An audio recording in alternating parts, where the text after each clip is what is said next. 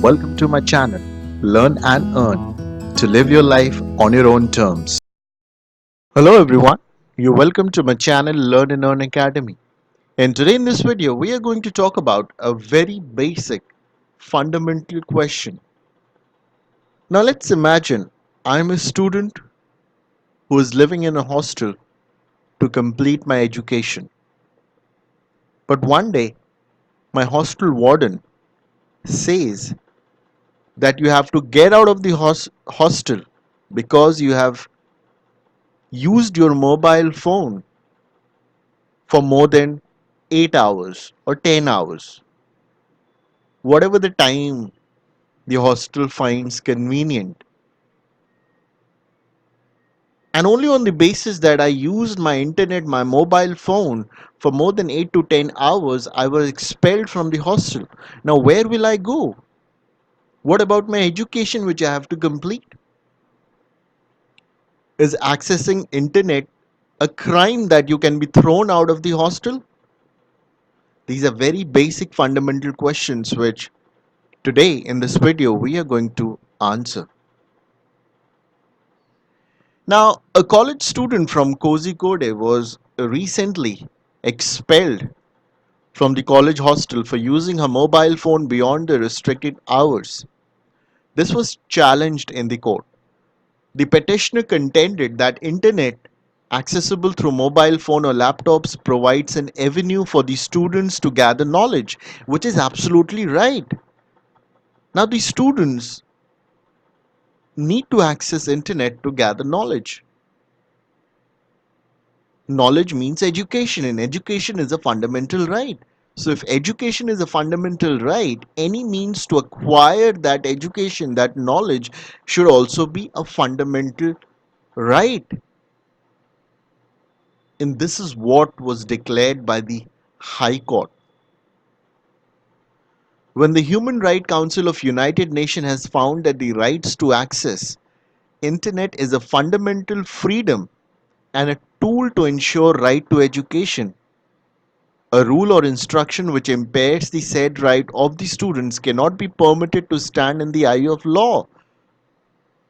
So it cannot be legally permitted. You cannot throw a student out of the hostel just because he used the internet. He used the internet to access knowledge, to gain education, and education is a fundamental right.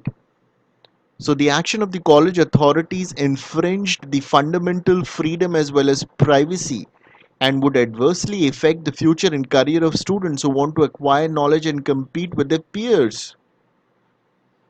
I think it's an eye-opening decision and a judgment by the High Court. And this is going to be a very important landmark decision which is going to be uh, referred in the cases coming in the future. Now, the court, while citing the observation of the Supreme Court in the S. Rengarajan and others versus P. Jagjeevan Ram in 1989, said the fundamental freedom under Article 19(1)(a) can be reasonably restricted only for the purpose mentioned in Article 19(2), and the restrictions must be justified on the anvil of necessity on and not quick stand of convenience or expediency. So we all know that our fundamental rights are derived from the Constitution. And as per Article 19(1), the fundamental freedom is defined. Article 19(1) also restricts and puts reasonable restrictions for purpose mentioned in Article 19(2). But the restriction must be justified and it cannot be based on the convenience of the hostel warden. Now, the High Court has observed rightly in the sense that the hostel authorities are expected to enforce only those rules and regulations for enforcing discipline. Enforcement of discipline shall not be blocking the way and means of students to acquire knowledge. You, as a hostel, can enforce only those rules and regulations which will bring discipline in the students. but not ban internet or throw students because they are using internet on their mobile phones.